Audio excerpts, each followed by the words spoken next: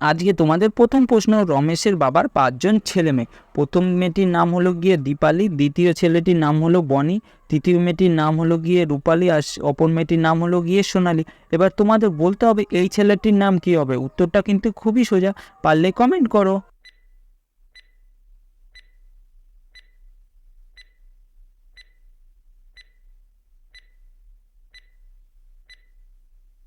কি বন্ধুরা, তোমরা অবশ্যই বুঝে গেছো এখানে এই ছেলেটির নাম কি হবে। তো যারা বুঝে গেছে তারা অবশ্যই একটি লাইক করে দেবে, আর যারা বুঝতে পারোনি তাদেরকে আমি বলে দিচ্ছি। তো বন্ধুরা, আমি তোমাদের এখানে প্রশ্ন করেছিলাম যে রমেশের বাবার 5 জন ছেলে মেয়ে, তাই এখানে শেষের ছেলেটির নাম হয়ে যাবে রমেশ। বন্ধুরা, এবার তোমাদের পরের প্রশ্ন, এই ছবিটিকে ভালো করে দেখো, তারপর দেখে বলো তো এখানে কত সংখ্যা লেখা আছে। তাড়াতাড়ি তোমরা কমেন্ট করো।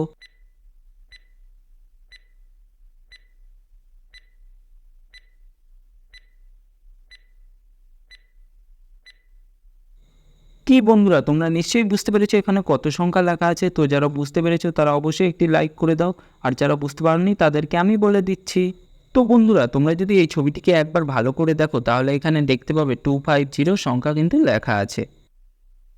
বন্ধুরা, তোমরা এই ছবিটিকে ভালো করে দেখে নাও, তারপর এই ছবিটিকেও ভালো করে দেখে নাও, আর এই ছবিটিকেও ভালো করে দেখে নাও। এইবার বলো তো বন্ধুরা, তোমরা এবিসিডির মধ্যে কোন বার্গারটি আগে দেখেছিলে।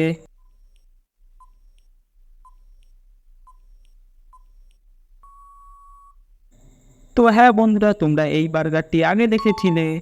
তো এইবার বলো তো বন্ধুরা, তোমরা এবিসিডির মধ্যে কোন পিৎজাটি আগে দেখেছিলে।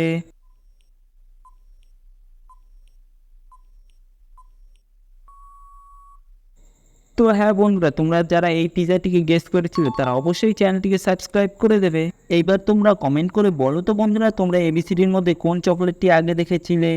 বন্ধুরা, তোমরা এখানে অনেকগুলো বাড়ি দেখতে পাচ্ছ। এবার বলো তো বন্ধুরা, এখানে এতগুলো বাড়ির মধ্যে কোন বাড়িটা তোমাদের সব থেকে বেশি আলাদা লাগছে। তাড়াতাড়ি কমেন্ট করো।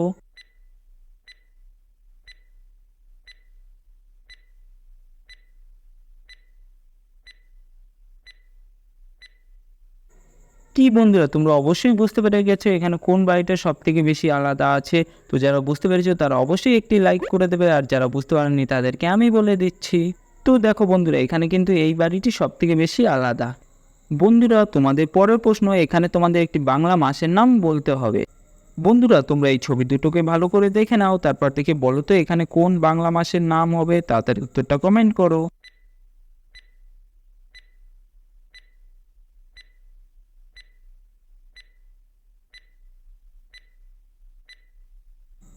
কি বন্ধুরা, তোমরা কি এখানে বুঝতে পেরেছো এখানে কোন বাংলা মাসের নামটি হবে। তো যারা বুঝতে পেরেছো তারা কমেন্টে লিখে জানাও, আর যারা বুঝতে পারোনি তাদেরকে আমি বলে দিচ্ছি। তো দেখো বন্ধুরা, এখানে লেখা আছে আশি, আর এখানে আছে হর্ষই না ইন। তো এই দুটো শব্দকে মিলালে হয়ে যাবে বাংলা মাস আশ্বিন।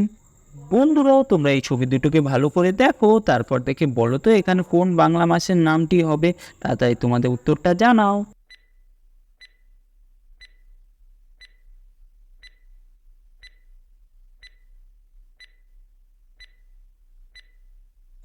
তো বন্ধুরা, তোমরা নিশ্চয়ই বুঝতে পেরে গেছো এখানে কোন বাংলা মাসের নামটি হবে। তো যারা বুঝতে পেরে গেছো তারা অবশ্যই কমেন্টে লিখে জানাবে, আর যারা বুঝতে পারোনি তাদেরকে আমি বলে দিচ্ছি।